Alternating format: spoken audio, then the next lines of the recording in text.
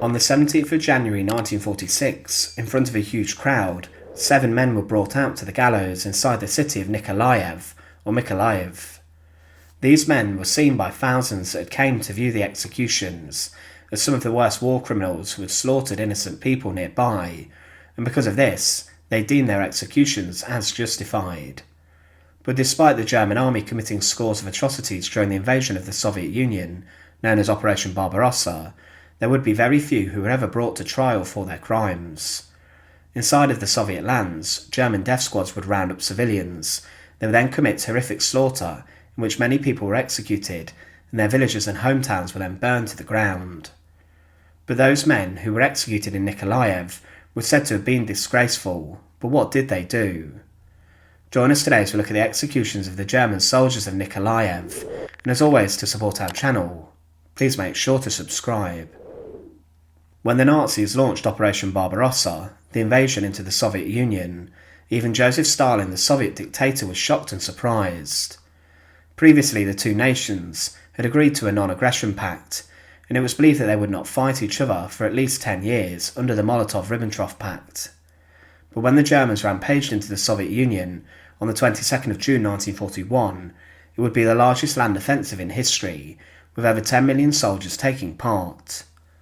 The plan was to conquer the western part of the Soviet Union, and then to repopulate it with Germans as part of the Lebensraum programme, as Hitler wanted Germans living in the lands to the east.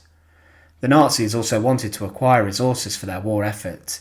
They wanted the oil reserves of the Caucasus, and also the agriculture in the area, to feed their soldiers and people back home. They would, though, have murderous intention. They wanted to exterminate the native Slavic people, and also continue the persecutions of the Jews in lands which they would seize. The operation had been planned for around a year, and to begin with 3.8 million Axis forces would invade the Soviet Union, along an almost 3,000-kilometre front, and they were supported by 600,000 vehicles, including tanks and artillery, and they also had over 600,000 horses at their disposal. But during the offensive, the Eastern Front would open up, and this would see some of the most brutal and bloody battles of the whole of the Second World War and history.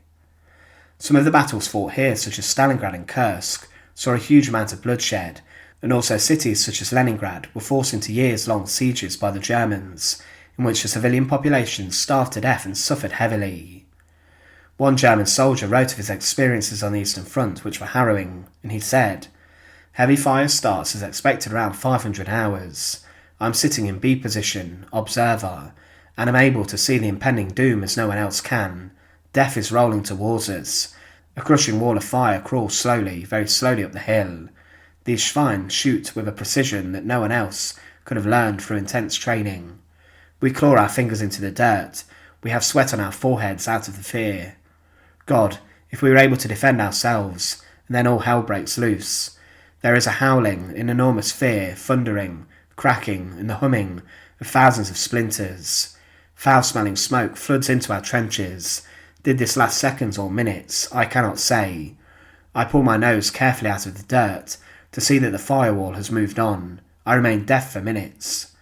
There is something wet on my face, blood. Thank goodness it's just a scratch. Our position is in chaos.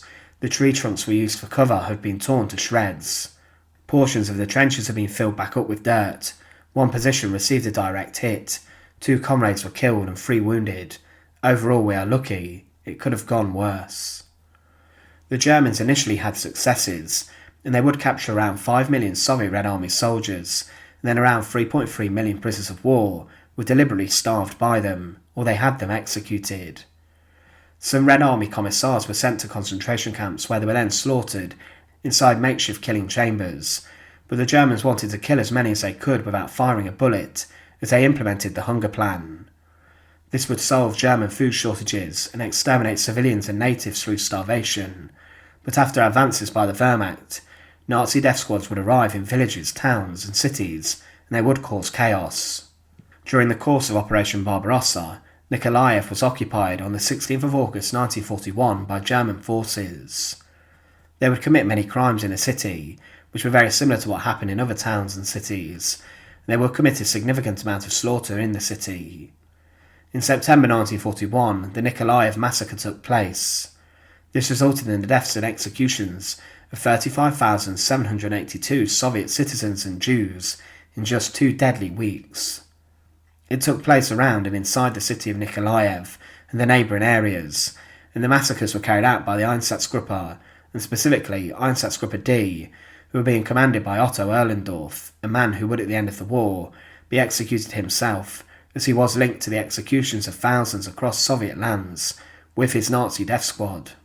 The massacre was conducted by Sonderkommando 11A and Einsatzkommando 12, and the shootings were similar in a way that occurred at Babi Yar, and many of the same executioners took part in this massacre.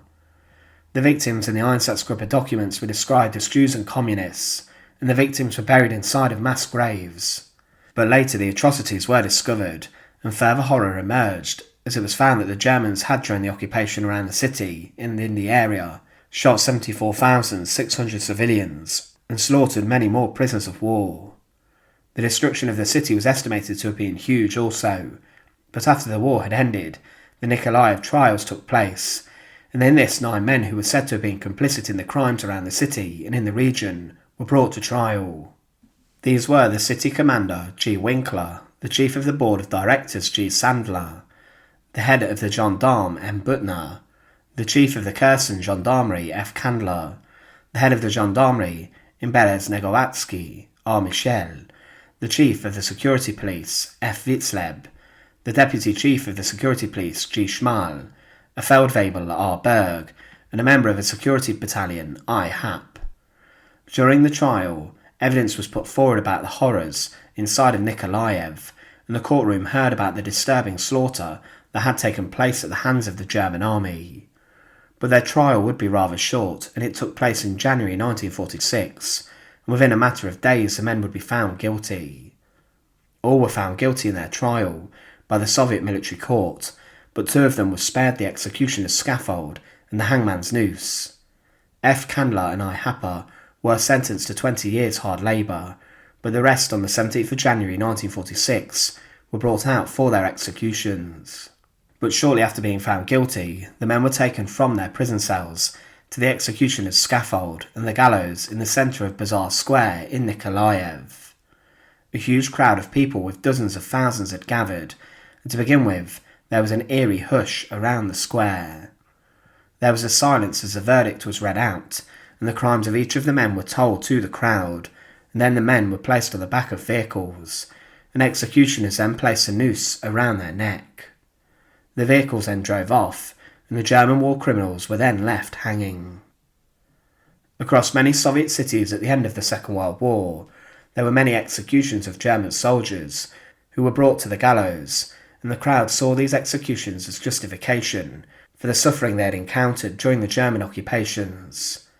But these 7 men were executed in front of a huge gallows.